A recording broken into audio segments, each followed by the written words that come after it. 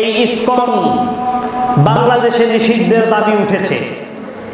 এ সম্পর্কে আজকের আলোচনা করার বিষয় এজন্যই যে আমরা মুসলিম, আমাদেরকে এই বিষয়গুলো সতর্ক হতে হবে, জানতে হবে। না জানলে আপনি এর খপ্পরে পরে পা দিয়ে হয়তোবা 2-4-10,000 টাকার বিনিময়ে আপনার ঈমানটাকে বিক্রি করে আপনি জাহান্নামের পথে চলে যাবেন। এজন্য আপনাকে সতর্ক থাকতে হবে। এই ইসকনদের ব্যাপারে আপনাদেরকে জাগ্রত হতে হবে, নাক কান খোলা রাখতে হবে। এটা শুধু বাংলাদেশে আজকে নতুন দাবি উঠে নাই। এই ইসকনকে নিষিদ্ধ ঘোষণা করেছে মালয়েশিয়া, ইসকনকে নিষিদ্ধ ঘোষণা করেছে আপনার ইন্দোনেশিয়া, ইসকনকে নিষিদ্ধ ঘোষণা করেছে সৌদি আরব, ইসকনকে নিষিদ্ধ ঘোষণা করেছে ইরান, ইসকনকে নিষিদ্ধ ঘোষণা করেছে আফগানিস্তান, ইসকনকে নিষিদ্ধ ঘোষণা করেছে সোভিয়েত ইউনিয়ন, ইসকনকে নিষিদ্ধ করেছে রাশিয়ার কিছু অংশ, ইসকনকে নিষিদ্ধ করেছে তাজিকিস্তান, তুর্কমেনিস্তান, কাজাখস্তান। এই সকল দেশে এরা কড়া নিরাপত্তার মধ্যে রেখেছে। এরা কি কাজ করে, এরা কি কাজ করে এটা দেখার জন্য এনারা এখনো পর্যন্ত সচল আছে। এবং বাংলাদেশের সাবেক গোয়েন্দা সংস্থার প্রধান যারা ছিলেন তারা একটা বই লিখেছেন, বাংলাদেশ র। এই বইয়ের 171 নম্বর পৃষ্ঠায় 171 নম্বর পৃষ্ঠায় এই ইসকনের ব্যাপারে কথা বলেছেন। এরা মানুষদেরকে এবং বিশেষ করে হিন্দু ধর্মাবলম্বীদেরকে, যারা হিন্দু, এদেরকে এই ইসকনের মধ্যে প্রবেশ করাচ্ছে। নিম্ন শ্রেণীর যারা হিন্দু, এদেরকে কিছু সুযোগ সুবিধা, টাকা পয়সা, প্রতিষ্ঠান, শিক্ষা প্রতিষ্ঠান এগুলো করে দিয়ে এরা এদের দলে ভিড়াচ্ছে।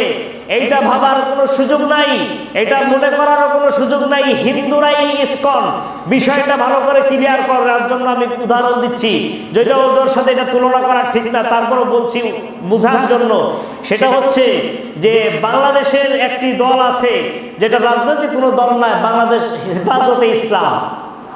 হেফাজতে ইসলাম যারা আছে এরা সবাই মুসলিম, অধিকাংশ কি সবাই, অধিকাংশ না, সবাই মুসলিম। হেফাজতে ইসলাম, ইসলাম হেফাজত করার জন্য হিন্দুরা আসবে না, খ্রিস্টানেরা আসবে না। ভালো করে বোঝার জন্য বলছি যে হেফাজতে ইসলামের যারা আছে এরা মুসলিম, কিন্তু সব মুসলিমই হেফাজত না। সব মুসলিম কি হেফাজত না, কিন্তু হেফাজতে যারা আছে তারা কি মুসলিম। বিষয়টা ভালো করে বুঝেন। ইসকন মানে, ইসকন যারা আছে এরা সবাই কিন্তু সবাই হিন্দু। সবাই হিন্দু হলে যে ইসকন হবে তা না, হিন্দু আছে কিন্তু ইসকন না। কিন্তু যারা ইসকন এরা হিন্দুরাই বেশি।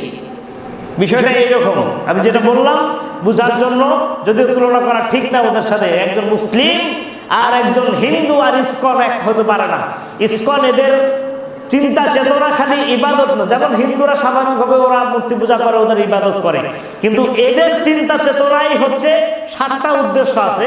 এর মধ্যে প্রথম নম্বর উদ্দেশ্য হচ্ছে ধর্ম প্রচার করা। ওদের একটা মতবাদ আছে, মতবাদগুলো প্রচার করা। আর হচ্ছে এরা মানুষের মাঝে বিভেদ তৈরি করবে, দ্বন্দ্ব সংঘাত তৈরি করবে। এই একজন আরেকজনের সাথে সংঘাত তৈরি করে এরা এদের উদ্দেশ্যকে বাস্তবায়ন করবে। এর সাথে পক্ষে আছে কয়েকটি দেশ। এখানে রাশিয়ার কিছু অংশ আছে, এর সাথে কাজ করে ইসরায়েল, এর সাথে কাজ করে ভারত, এর সাথে কাজ করে খ্রিস্টান দেশ আমেরিকা, এর সাথে কাজ করে জার্মান, এর সাথে কাজ করে জাপান, এর সাথে কাজ করে কানাডা। এরকম কয়েকটি দেশ আছে যেইগুলোতে ইসকনের পৃষ্ঠপোষক হিসেবে এদের পক্ষে কাজ করে যাচ্ছে। এবং এরা যেই প্রচার প্রসার করতেছে, এটা হচ্ছে এদের একটা স্লোগান ছিল। এই স্লোগানটা হচ্ছে মুসলিমদেরকে ধ্বংস করা। এদের যে স্লোগান, এটা হচ্ছে স্লোগানটা হচ্ছে এই, থিওরিটা হচ্ছে এই, নির্জবন করো আজি সকল ভুবন। এই স্লোগানের পক্ষে এরা কাজ করে। নির্জবন মানে কি? নির্জবন করো আজি সকল ভুবন, এই স্লোগানের পক্ষে কাজ করে। অর্থটা কি? যার অর্থ হচ্ছে সারা পৃথিবীকে, জবন মানে হচ্ছে মুসলমান। জবন মানে কি? ওরা অর্থ করেছে জবন মানে হচ্ছে মুসলমান। সারা পৃথিবীকে মুসলমান মুক্ত করো, এটা হচ্ছে এদের স্লোগান।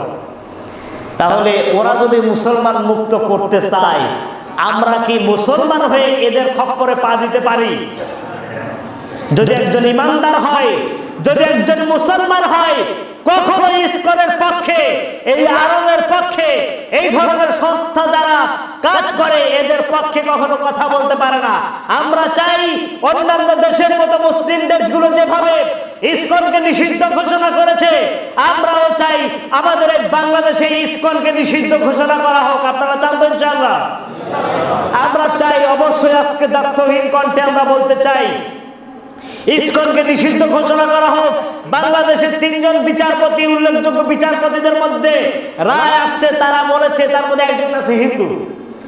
এই হিন্দু, আমার মনে হয় হিন্দু এবং উপরের কিছু ষড়যন্ত্রকারীদের মাধ্যমে তারা রায় দিয়েছে। ইসকন সম্পর্কে তেমন কিছু বলছে না, তাদেরকে ঘোষণা করার জন্য বারবার চাপ দেওয়া হচ্ছে, কিন্তু তারা এখনো নিষিদ্ধ ঘোষণা করছে না। এ ব্যাপারে তারা রায় বলতেছে যে উপর থেকে ঊর্ধ্বতন কর্মকর্তারা কি বলে সেটার আশায় বসে রয়েছে। কিন্তু তাদেরকে আমরা অবশ্যই বলতে চাই, যদি বাংলাদেশে শান্তি এবং সুশৃঙ্খল পরিবেশ তৈরি করতে চাই, অবশ্যই ইসকনকে নিষিদ্ধ করতে হবে। একের পর আপনারকে হত্যা করলো, এভাবে একজন মুসলিম আইনজীবী, একজন ইমানদার আইনজীবীকে হত্যা করলো, এইভাবে একের পর এক মুসলমানদেরকে এদের টার্গেট অনুযায়ী মুসলমান মুক্ত করো পৃথিবীকে, এই স্লোগানে যারা কাজ করে এদেরকে যদি এখন নিষিদ্ধ করা না হয়, তাহলে বাংলাদেশ একটা সুশৃঙ্খল পরিবেশ থেকে অশৃঙ্খল পরিবেশে তৈরি হবে এবং সব জায়গায় সংঘাত আরো বেড়ে যাবে, এতে কোনো সন্দেহ নাই। এজন্য আমরা আজকে থেকে সচেতন নাগরিক হিসেবে আমরা সব জায়গায় প্রচার করব, এটা জানিয়ে দিব সকলকে। ইসকন যে একটা নিষিদ্ধ সংগঠন হিসেবে বাংলাদেশে আমরা সকলেই দেখতে চাই ইনশাআল্লাহ। আল্লাহ পাক রব্বুল আলামিন আমাদের এই ডাককে, কথাকে, বক্তব্যকে কবুল করেন এবং এই ষড়যন্ত্রকে নস্যাৎ করে, এদের চক্রান্তকে নস্যাৎ করে, এদেরকে দাঁত ভাঙা জবাব দিয়ে অন্যান্য মুসলিম দেশের মতো এদের কার্যক্রমকে বাংলাদেশে নিষিদ্ধ ঘোষণা করার তৌফিক তাদেরকে দান করেন। যারা সুপ্রিম কোর্টের আইনজীবী আছেন, আল্লাহ পাক তাদেরকে যেন তাদের উপর রহম করেন, তাদের উপরে তৌফিক দান করেন, মেধা শক্তি যেন এই দিকে কাজে লাগানোর তৌফিক দেন। সকলেই বলেন আমিন। এই জন্য বন্ধু হিসেবে যাদেরকে আমরা বেছে নিব, সাবধান, সবাইকে আমরা অর্থের বিনিময়ে, কিছু টাকার বিনিময়ে বন্ধু হিসেবে বেছে নিতে পারি না। আমাদের বন্ধু হচ্ছেন আল্লাহ। আমাদের বন্ধুকে আল্লাহ যদি আমাদের বন্ধু হয়, আমাদের আর কোনো ভয় নাই, কোনো চিন্তাও নাই। আল্লাহ পাক রব্বুল আলামিন আমাদেরকে সকলকে বন্ধু এবং অভিভাবক হিসেবে আল্লাহই যথেষ্ট, অন্য কারো দরকার নাই। আমার তৌফিক ইল্লা বিল্লাহ। যারা সুন্নত করেন সুন্নত করেন।